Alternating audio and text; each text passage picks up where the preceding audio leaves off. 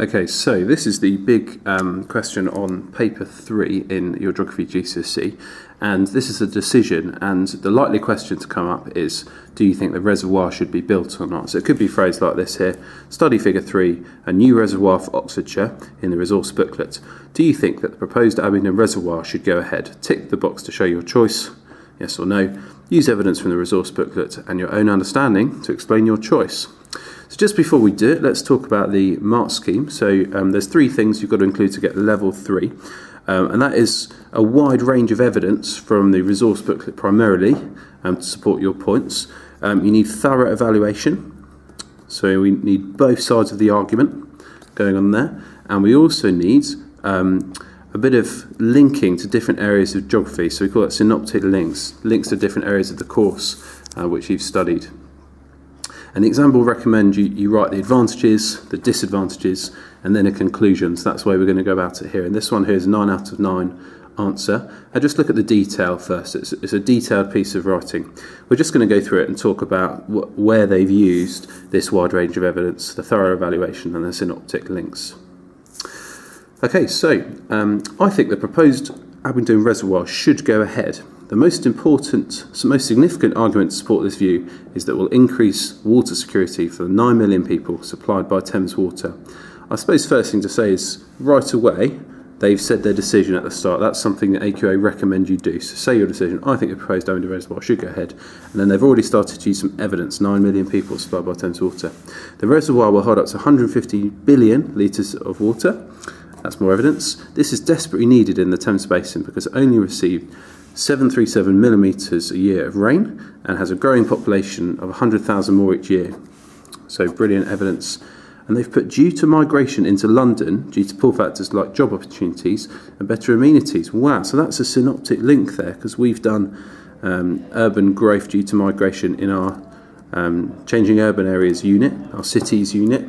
So that's a great synoptic link. Water supply shortages could cause hosepipe bans, but even more extreme changes to people's lives, such as limits on water use in the home or even no access at certain times. In addition to growing population, water stress is rising due to more household consumption, industrial growth and climate change, leading to drier summers. Climate change caused the driest spring for a century. So that's evidence, because that's from the resource booklet. Just going back to this, they've explained why there is need for this water. Obviously it could lead to hosepipe bans if they don't increase the provision of water here, and also why there's more demand for water, so growing population, and why water stress is rising. So that's just explaining all your points, as much detail as you can. It's a key thing there. Just moving on. So this all means that having new ways of guaranteeing water supply is ever more important. Oxford could face a shortfall of 1 million litres of water a day by 2020 if nothing is done. There's another great fact there. A further argument in favour of the reservoir is the fact that mainly agricultural land will be lost southwest of Abingdon. They could even use a grid square, that would be even better. So it's mainly farmland. This means there will be less significant impact than if valuable road networks, tourist attractions or industry was lost, as the land is less valuable. The fact the reservoir can store water also means that they can reduce the impact of seasonal changes in rainfall on water supply.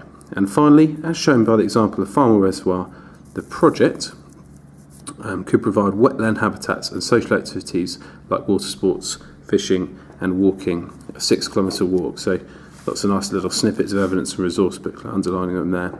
I suppose the point is here, they haven't just made points, they've developed them. So instead of just saying it's just farmland southwest of Abingdon, they've then developed it. This means there'll be less significant impact than if road networks were lost. So developing every point. So there are your 4 arguments. They've got probably 3 or 4 arguments in there, but just developed, detailed, lots of evidence in there as well. So you've got the 4 arguments. Now let's bring some balance to the table. On the other hand, some, particularly local residents, argue against the reservoir development. Their objections include the eyesore created by the 20-metre high embankment around the reservoir. Another bit of evidence there, 20-metre high embankment. Let's see if they develop this point. This could ruin the visual appeal of the area and reduce house prices of properties nearby. Great development. Perhaps more significant in their argument is the displacement of species due to flooded land that the reservoir will occupy. I like this phrase, perhaps more significant. So even within the against arguments, they're weighing up which is the most important. This would include water voles, bats and hedgehogs. That's evidence from the pack. This is an important impact as these species are protected. Residents argue that the reservoir would certainly be negative for the environment, and this is added to by the creation of noise and air pollution during construction and flooding of the solar farms. And a nice thing here, they've got a grid reference, so that's nice if you can get that in there because it's great evidence from the source again, which reduces renewable energy production and indirectly causes increased CO2 emissions, going against the current UK drive towards more renewable energy. Wow, that's not in the resource pack. That's great synopticity because we've had a big unit, resource management, on how we're changing our energy use, so that's really good. Other features flooded will be footpaths, a road connecting Steventon and East Haney, and farmland. Just more evidence as well using from the resource, which will detrimentally affect the local economy through reduced income, though this will at least partially be offset by compensation. This is a nice bit of evaluation here. So they said they'll lose income from farms, but they are going to be compensated. So they're weighing up even within this paragraph, this against paragraph. Other impacts include increased flood risk due to building it on the floodplain and potential mismanagement, fog risk and insect risk. They're all things from the pack there, so that's more great evidence. This all combines to create the view that the project has local costs and distant benefits for places like Oxford and London, only contributing to the rural decline experienced across the UK in places like Purbeck. So that's, again, more synopticity. We've done about rural decline in our GCSE geography. So, for argument, against argument, lots of evidence, some synoptic links, and here's the conclusion to really finalise the evaluation, give it detail. In conclusion, the project should go ahead. That's a nice start to conclusion, and really clear, because the benefits outweigh the costs in the short and the long term. The costs tend to be local to the area and affect a small number of people, whereas the benefits of the reservoir are more widespread. So they're thinking different scales here, which is nice. So local, national, where are the benefits, where are the costs?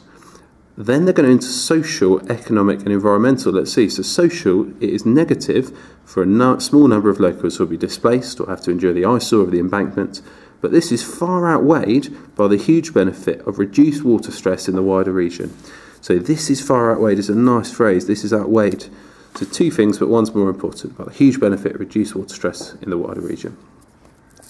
Economically, the project will cost £1 billion. The project cost of £1 billion is steep, but worth it for the social benefit.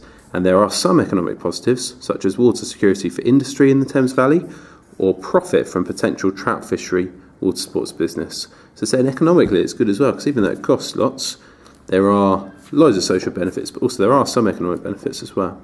And in terms of the environment, I think the costs and benefits cancel each other out. And so though habitats are lost, special new habitats are created. A nice little sentence to finish. Overall, the project benefits far outweigh the costs. So that's nice evaluation. Coming to decision at the end, really clear. And they've clearly done for and against. They've done economic, social, environmental in there as well. Short term, long term, nearby, far away. That's a really good, really detailed answer. Finally, to go back to this then. Have they got a wide range of evidence? Yes, loads of evidence, probably 20 bits there. You don't need to write 20, but as many as you can. Thorough evaluation? Yes, they've done for or against, different scales, economic, social, environmental, brilliant. Synoptic links? Yes. They've got the bit in there towards urban populations, they've got the bit in there on climate change, renewable energy, and they've got the bit in there as well, all about rural decline in the UK, this bit here. So, fantastic answer.